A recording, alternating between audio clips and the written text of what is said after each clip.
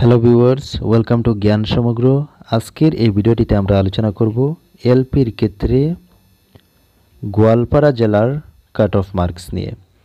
তো আগেও আমরা অনেকটি জেলার কাট অফ মার্কস নিয়ে আলোচনা করেছি। তো আজকে শুধুমাত্র আমরা আলোচনা করব গোয়ালপাড়া জেলার কাট অফ মার্কস নিয়ে। তো কাট অফ মার্কস নিয়ে আলোচনার পূর্বে আমরা দেখব যে গোয়ালপাড়া জেলায় কোন কোন ক্যাটাগরিতে কতটি পোস্ট রয়েছে। তো সেই পোস্টের উপর ভিত্তি করে আমরা কাট অফ মার্কস অ্যানালাইসিস করব। তো প্রথমে আমরা দেখছি যে গোয়ালপাড়া জেলায় কোন কোন ক্যাটাগরিতে কতটি পোস্ট রয়েছে। তো এখানে আনরিজার্ভের ক্ষেত্রে রয়েছে মাত্র 62 পোস্ট, আর ওবিসি এমওবিসির ক্ষেত্রে রয়েছে 24টি, এসসির ক্ষেত্রে 12টি, এসটি প্লেন এখানে পোস্ট নেই, ভ্যাকেন্ট রয়েছে, আর এসটি হিলস রয়েছে 11টি, পিডব্লিউডি 15টি, আর টি ট্রাইবস 11টি, টোটাল 135 পোস্ট রয়েছে গোয়ালপাড়া জেলায়। তো এখন আমরা আলোচনা করব যে গোয়ালপাড়া জেলার কাট অফ মার্কস নিয়ে। তো এখানে আনরিজার্ভের ক্ষেত্রে যেহেতু এখানে পোস্ট রয়েছে 62, তো আনরিজার্ভ এখানে পোস্ট যথেষ্ট নয়। তো সেই হিসাবে মোটামুটি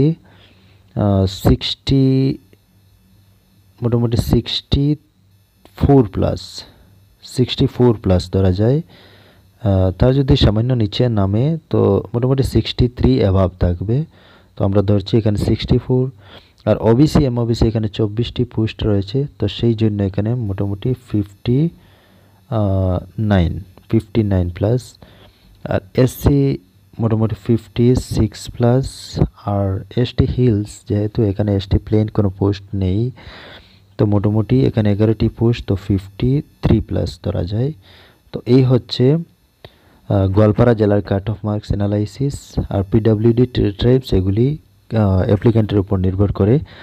তো গোয়ালপাড়া জেলায় আনরিজার্ভের ক্ষেত্রে মোটামুটি 64 প্লাস থাকবে cut off marks, OBC MOBC মোটামুটি 59 প্লাস, আর এসসি 56 প্লাস, আর এসটি হিলস থাকবে 53 প্লাস। এই হচ্ছে গোয়ালপাড়া জেলার কাট অফ মার্কস। তো এটি একটি অ্যানালাইসিস, তো এটি যে পুরোপুরি কারেক্ট হবে তা না। তো এটি আমার নিজস্ব ভিউ, নিজস্ব মতামত। তো যদি ভালো লাগে ভিডিওটি অবশ্যই লাইক শেয়ার করবেন, আর পরবর্তী ভিডিও পাওয়ার জন্য অবশ্যই চ্যানেলটি সাবস্ক্রাইব করে পাশে থাকবেন, আর কমেন্টে নিজের মতামত জানিয়ে দেবেন। ধন্যবাদ।